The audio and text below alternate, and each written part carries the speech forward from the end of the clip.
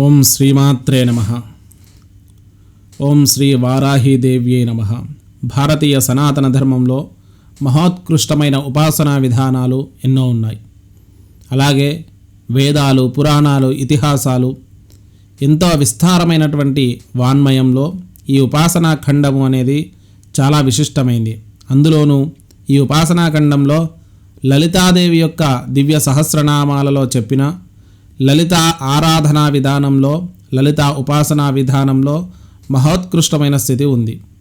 అందులోనూ వారాహి, శ్యామలాదేవి యొక్క ఉపాసనలు కూడా చాలా అద్భుతమైనవి. ప్రస్తుతం ప్రాచుర్యానికి వచ్చినటువంటి వారాహీదేవి ఉపాసన చాలామంది చేయవచ్చు, చేయకూడదు అని చెప్తున్నారు. ఇందులో గత వీడియోలో కూడా మనం చెప్పాం. అయితే అసలు వారాహీదేవి యొక్క చరిత్ర ఏంది, ఆమె యొక్క అద్భుతమైనటువంటి ఆ చారిత్రాన్ని మనం తెలుసుకుంటే మనం ఏం చేయాలి అనేదానికి కొంతవరకు సమాధానం దక్కుతుంది. అసలు మహోత్కృష్టమైనటువంటి విద్యలలో ఈ వారాహి విద్య కూడా ఒకటి. మరి ఈ వారాహీదేవి యొక్క చరిత్ర 3 పురాణాల్లో చెప్పినట్టుగా మనం గత వీడియోలో చెప్పాం. మత్స్య, మార్కండేయ, బ్రహ్మాండ పురాణాలు చెప్పాయి. అందులోనూ ఈరోజు మనం మొట్టమొదట మత్స్య పురాణాంతర్గతంగా చెప్పినటువంటి ఒక అద్భుతమైనటువంటి కథను మీకు ఇప్పుడు చెప్తాను. కథ అనగానే ఇది కథ కదండి, మరి నిజమా అంటే ఒకటి గుర్తుంచుకోండి, భారతీయ చరిత్రలన్నీ కూడా అవన్నీ కూడా యథాతథంగా జరిగినవి అనేది మనకు చాలా ఆధారాలు దొరుకుతున్నాయి, భవిష్యత్తులో దొరుకుతాయి. గతమంతా కూడా నిజమే, అయితే తీసుకునే వారి యొక్క దృష్టిని బట్టి ఉంటుంది. మనం మాత్రం ఒక అద్భుతమైనటువంటి ఈ మత్స్య పురాణాంతర్గత కథను మీకు ఇప్పుడు చెప్తాను, వినండి. పూర్వము అంధకాసురుడు అనే ఒక రాక్షసుడు ఉండేవాడు. ఈ అంధకుడు చీకటి నుంచి ఉద్భవించినవాడు. దానికి ఇంకొక వృత్తాంతం ఉంది, కానీ ఇక్కడ మనకు అది అప్రస్తుతం కాబట్టి ఈ అంధకాసురుడి యొక్క వృత్తాంతాన్ని మనం కొంత విశ్లేషణాత్మకంగా చూసుకుందాం. అంధకాసురుడి యొక్క చరిత్ర చూద్దాం. పూర్వము అంధకాసురుడు అనే ఒక రాక్షసుడు ఉండేవాడు. ఇతడు మనం అందరికీ తెలుసు, పురాణాలు వినగానే రాక్షసులంతా కూడా ముల్లోకాలను జయిస్తారు, బ్రహ్మాది దేవతల గురించి తపస్సు చేస్తారు. వారి కోరికలు తీర్చుకోవడానికి వారి యొక్క తపస్సు వల్ల వారి యొక్క కామ్యసిద్ధి జరుగుతుంది. తర్వాత పరాక్రమం వల్ల లోకాలన్నింటినీ కూడా కష్టాల పాలు చేస్తారు. ఇది మనకి ఎక్కడ పోయినా కూడా ఈ యొక్క కథ కనిపిస్తుంది. ఎందుకు అంటే దానికి ఒక అంతర్గత విశ్లేషణ కూడా ఉంటుంది. అంధకాసురుడు అనే రాక్షసుడు అని ఇక్కడ మనం తెలుసుకున్నాం. అంధకుడు అంటే చీకటి, అంటే గుడ్డివాడు అన్నాడు. మనకు భాష అర్థంలో చూసుకుంటే గుడ్డివాడు, అంధకుడు. గుడ్డివాడికి ఏమీ కనిపించదు, అంటే జ్ఞానమును లోపించిన వాడు అంధకాసురుడు. జ్ఞానం అంటే ఏంది? సర్వాన్ని, జగత్తును మనము చూసి అందులో ఉన్న విషయాలను మనం తెలుసుకునే జాగృత కంటి ద్వారా ఉంటుంది. కాబట్టి ఆ జాగృతావస్థలో లేనివాడు అంధకాసురుడు. ఈ అంధకాసురుడు ఏం చేస్తాడు? లోకాలలో ఉన్న రాక్షసులు అందరినీ కలుపుకొని దేవతల మీద యుద్ధం ప్రకటిస్తూ అందరి దేవతలను కూడా కష్టాల పాలు చేస్తూ ఉంటాడు. అలాగే ఇంద్రాది దేవతల యొక్క పదవులను ఆక్రమించుకున్నాడు. తర్వాత బ్రహ్మాండంలో ఉన్నటువంటి త్రిలోకాలలో ఉన్న అందరిపైన యుద్ధం చేశాడు. ఒకనాడు ఈ అంధకాసురుడు కైలాస పర్వతం దగ్గరికి వెళ్ళాడు. ఈ కైలాస పర్వతం దగ్గరికి వెళ్ళగానే, కైలాసం అనగానే మనందరికీ తెలుసు, ఒక మహోన్నతమైనటువంటి బ్రహ్మాండంలో ఉన్న అద్భుతం. మహోన్నతము, అద్భుతం. మహోన్నతము అంటే గొప్పనైనటువంటి అద్భుతం అన్నట్టు. ఎందుకు ఇంత గొప్పది? ఎందుకు అంటే కైలాస పర్వతం పైన పార్వతీ పరమేశ్వరులు ఉంటారు. దాంతోపాటు ఇప్పటికీ కూడా మన వాళ్ళందరూ చెప్తుంటారు కదా, మనం బద్రీనాథ్ వెళ్దాము, కేదార్నాథ్ వెళ్దాము, అమర్నాథ్ వెళ్దాము, మానస సరోవరం వెళ్దాము, ఇంకా యువకులు, నేటి తరం యువకులు లడఖ్ వెళ్దాము, ఇలాంటివి ఎందుకు అంటారు? హిమాలయాలు మహోన్నతమైనవే కాకుండా మహాద్భుతమైనవి. మన మనస్సును ప్రశాంతమైన స్థితికి చేరుస్తాయి, ఒక గొప్ప అనుభూతిని కలిగిస్తాయి. కాబట్టి హిమోత్పార్శ్యానికి ఈ అంధకాసురుడు అనే రాక్షసుడు వెళ్ళాడు. ఎప్పుడైతే అంధకాసురుడు, ఆ రాక్షసుడు అక్కడికి వెళ్ళాడో అక్కడ పార్వతీ పరమేశ్వరులు ఇద్దరూ కూడా చాలా సంతోషంగా ఉన్నారట. ఆ సమయంలో చాలా సంతోషంగా ఉండి వాళ్ళిద్దరూ కూడా అక్కడ క్రీడిస్తూ ఉన్నారు. అంటే సంతోషంగా నృత్యం చేస్తున్నారు, అక్కడంతా తిరుగుతున్నారు పార్వతీ పరమేశ్వరులు. మరి ఈ అంధకాసురుడికి గుడ్డివాడు కాబట్టి, అంధకాసురుడు అంటే గుడ్డివాడని కాదు, పేరులో అంధకాసురుడు అని ఉంది, అంటే జ్ఞానము లేనివాడు అన్నట్టు. ఏం చేశాడు అంటే మహోన్నతమైనటువంటి దివ్యశక్తి ఆ పార్వతీదేవి, మహోత్కృష్టమైనటువంటి యోగి ఆయన. వాళ్ళిద్దరిని చూసి ఈ పార్వతీదేవిని మనం అపహరిద్దామని చెప్పేసి వెంటనే అపహరించుకొని పోయాడు. అపహరించుకొని పోయి ఆ పార్వతీదేవిని అపహరించుకొని పోయాడు. ఇదందరికీ చాలామందికి ఈ యొక్క కథ విన్న తర్వాత చాలా సందేహాలు వస్తాయి.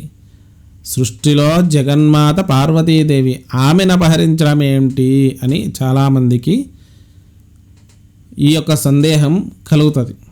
కానీ లోక కంటకుడైన వాడు శిక్షింపబడడానికి సృష్టిలో ఆ దేవీ దేవతలు ఎన్నో లీలలను ప్రదర్శిస్తుంటారు. సీతాదేవికి శక్తి లేదని రావణాసురుడు ఎత్తుకెళ్తే ఊరుకుందా? ఆమె అగ్నిపునీత. అలాంటి మహోత్కృష్టమైన పతివ్రతను స్పర్శ కూడా చేయడం కష్టమే. కానీ ప్రపంచానికి ఒక తప్పు చేస్తే ఎటువంటి శిక్ష పడుతుందో చూపించడానికి రామాయణంలో సీతాదేవిని అపహరిస్తుంటే చూస్తూ కూర్చుంది ఆవిడ.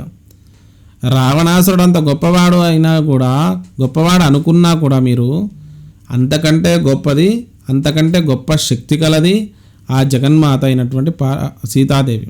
ఇక్కడ కూడా ఆమె పరమేశ్వరుడు వల్లనే అతడు చనిపోవాలి కాబట్టి, అంధకాసురుడు అతని యొక్క నిధనం కావాలి కాబట్టి ఆమె కూడా ఏమీ చేయకుండా తర్వాత జరిగేది జరుగుతుంది. కానీ అంధకాసురుడు తీసుకొని ఆ అవంతికా పట్టణానికి దగ్గరగా ఒక రాజ్యాన్ని ఏర్పాటు చేసుకొని అక్కడికి తీసుకొని వెళ్ళాడు. ఆ తర్వాత పరమేశ్వరుడు వెంటనే ఆ అవంతికా పట్టణం అంటే ప్రస్తుతం ఉన్న ఉజ్జయిని నగరం, ఈ ఉజ్జయిని నగరం ఎంత మహోత్కృష్టమైంది అంటే సప్త మోక్ష ప్రదేశాలలో ఇది ఒకటి. అయోధ్య, మధుర, మాయా, కాశీ, కాంచి, అవంతిక, పురి, ద్వారావతి చైవ సప్తైతే మోక్షదాయక.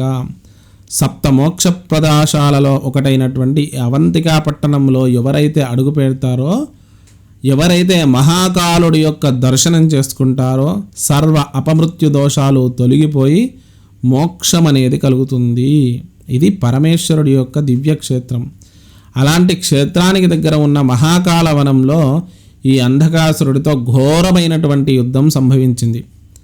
అంధకాసురుడితో పరమేశ్వరుడికి ఒక మహోత్కృష్టమైనటువంటి యుద్ధం సంభవించింది.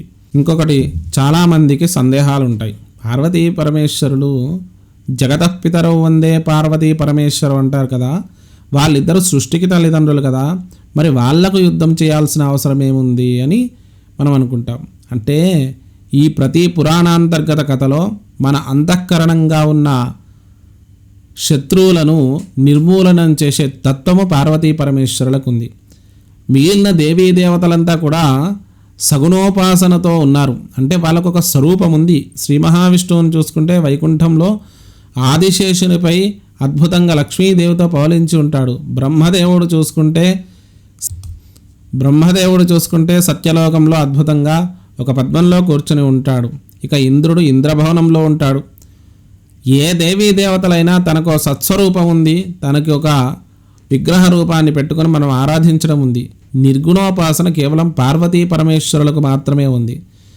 అంటే సగుణ నిర్గుణాప్రోక్త అని రెండు విధాలైనటువంటి ఉపాసకులకు ఉపాసనా విధానాలు ఉన్నాయి. ఒకటి సగుణోపాసన, రెండోది నిర్గుణోపాసన. విగ్రహాన్ని పెట్టుకొని విగ్రహ రూపంలో స్వామిని ధ్యానించడం, పూజించడం. ఏ రూపము లేకుండా, శ్రీచక్రానికి ఏ రూపం ఉంటుంది? మెట్లుగా ఉంటుంది చూస్తుంటే. అలాంటి మెట్లుగా ఉన్నవైనా చివర్లో ఒక బిందువు ఉంటుంది, అదే జగన్మాత స్థానం. అంటే మనిషి సృష్టిలో పుట్టినప్పటి నుంచి ప్రతి అడుగును ఒక్కొక్క అడుగు వేసుకుంటూ చివరికి గమ్యస్థానమైనటువంటి ఆ యోగిని, యోగదా, యోగ్య, యోగానంద, యుగంధర అని చెప్పేసి యోగిని స్వరూపంగా ఉన్న ఆ ఋషి గణాలలో, దేవీ గణాలలో మనము ఒకరిగా చేరిపోయే స్థితి జగన్మాత పాదాలను పట్టుకుంటే ఉంటుంది. ఇక శివుడు కూడా అంతే, ఒక లింగస్వరూపంలో ఉంటాడు. ఆయన ఎక్కడి నుంచి ఎక్కడికి మొదలవుతాడో తెలియదు. ఆయన కాళ్ళు ఎక్కడున్నాయో తెలియదు, చేతులు ఎక్కడున్నాయో తెలియదు. కానీ ఆ లింగస్వరూపంగా అంటే నిర్గుణ పరబ్రహ్మంగా పూజించడము నిర్గుణోపాసన అనేది ఈ ఈశ్వరుడికి జగన్మాతకే ఉంది. అందుకే వీరిద్దరిని ఆరాధిస్తే మోక్షం కలుగుతుంది తప్పకుండా.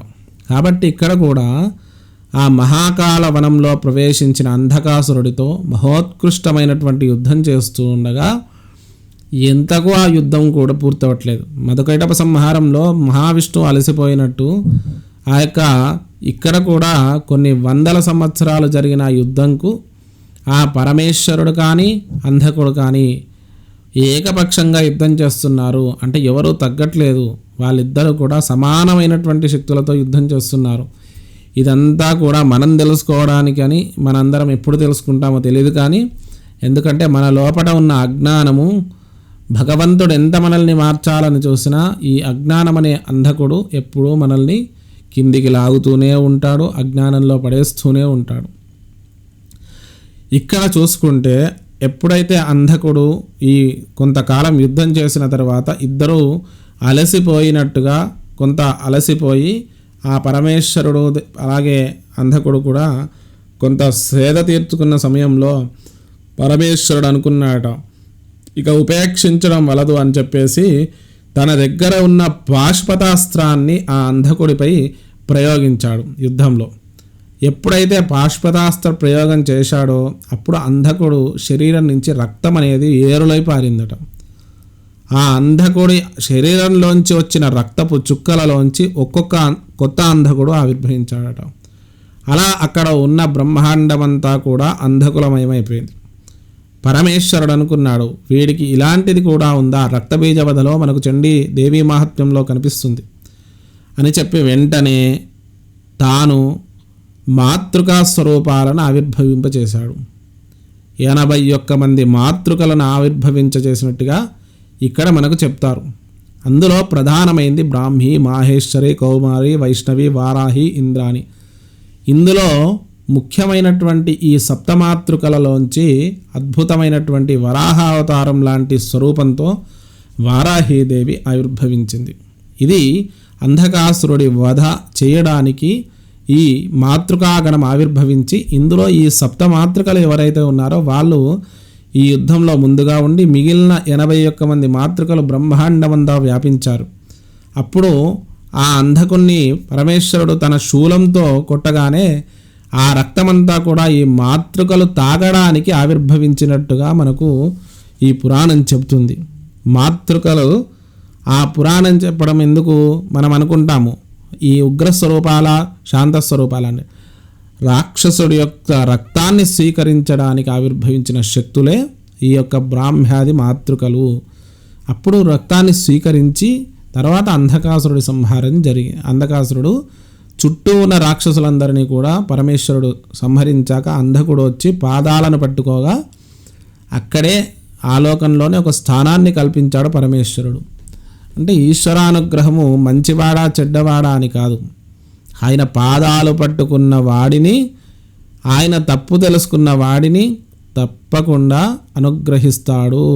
శిక్ష పడాల్సిన వాడికి శిక్ష పడేట్టు చేసి ఆ ఉపసంహారం అనేది కలుగజేస్తాడు.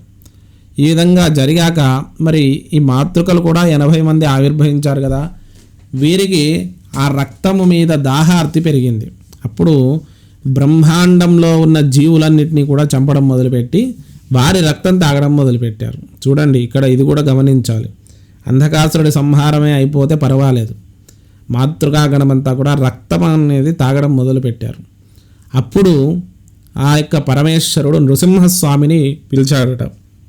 నేను ఆవిర్భవింపచేసిన శక్తులు ఈ యొక్క బ్రహ్మాండంలో ఉన్న వారిపైన రక్తాన్ని స్వీకరిస్తున్నాయి కాబట్టి మీరు వాళ్ళను ఉపసంహరించండి అనగానే ఆ స్వామివారు కూడా నృసింహస్వామి వారు కూడా మాతృకలను ఆవిర్భవింపచేశాడు.